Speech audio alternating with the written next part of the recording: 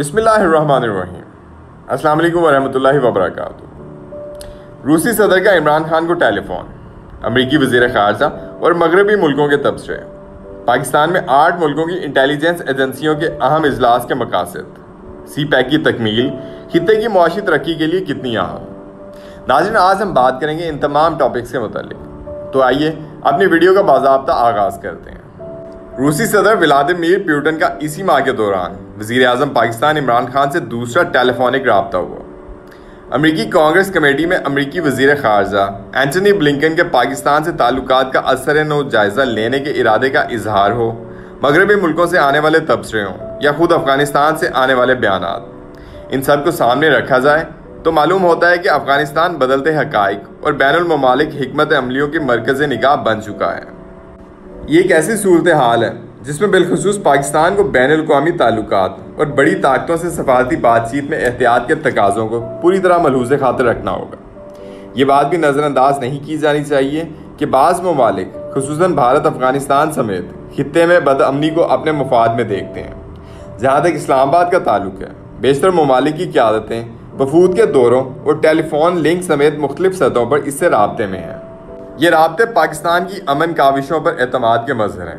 ان کا مقصد آنے والے دنوں میں خطے کے امن کو چیلنجوں سے بچانے اور استحکام کی تدابیر پر مشورہ رہا ہے۔ اس زمن میں 8 ملکوں کی انٹیلیجنس سربراہوں کا ایک اہم اجلاس بھی پاکستان میں ہو چکا ہے۔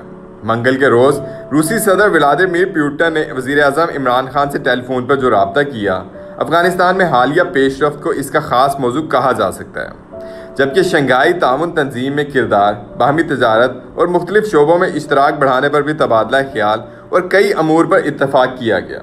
دونوں رہنماؤں نے ایک دوسرے کے لیے اپنے اپنے ملکوں کے دورے کی دعوت کا اعادہ بھی کیا۔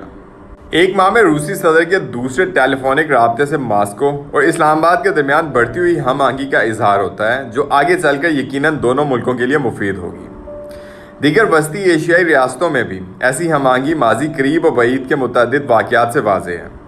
پاک سندھ اقتصادی راہداری یعنی سی پیک میں نئی افغان انتظامیہ کی دلچسپی خطے میں ترقی و خوشحالی کے نئے امکانات کی طرف اشارہ کر رہی ہے، جبکہ امریکہ کے جوائنٹ چیف آف سٹاف کے وائس چیئرمین جنرل جان ہیٹن نے واشنگٹن میں تھنک ٹینک سے خطاب کرتے ہوئے اپنی حکومت کو مشورہ دیا ہے کہ وہ دماغ ٹھنڈا رکھتے ہوئے اس بات کو یقینی بنائے کہ روس اور چین کے ساتھ جنگ نہ ہو۔ پاکستان نے سر جنگ کے وقتوں سے واشنگٹن کا جن حالات میں ساتھ دیا، ان کا تقاضا ہے کہ بڑا ملک بڑے دل سے حقائق کا ادراک کرے۔ امریکہ کو آئندہ بھی کئی معاملات میں پاکستان کی ضرورت رہے گی، اس لیے یہ بات کسی طور پر مناسب نہیں کہ تقریباً 7 اشروں کی رفاقت کو الزامات کے تیروں سے چھلنی کر دیا جائے۔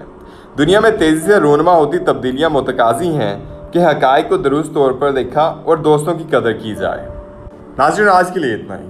امید کرتا ہوں کہ آپ کو ہماری یہ ویڈیو بہت پسند آئی ہوگی۔ مزید التماس ہے کہ جن لوگوں نے ہمیں ابھی جوائن کیا ہے وہ ہماری اس ویڈیو کو اپنے دوستوں، رشتہ داروں اور گرد و نواح کے لوگوں میں سوشل میڈیا اور واٹس ایپ کے ذریعے ضرور شیئر کیجیے گا۔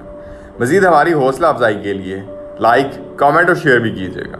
اسی کے ساتھ ہی میں آپ سے اجازت چاہتا ہوں۔ اپنا ڈھیروں خیال رکھیے گا۔ اللہ نگہبان۔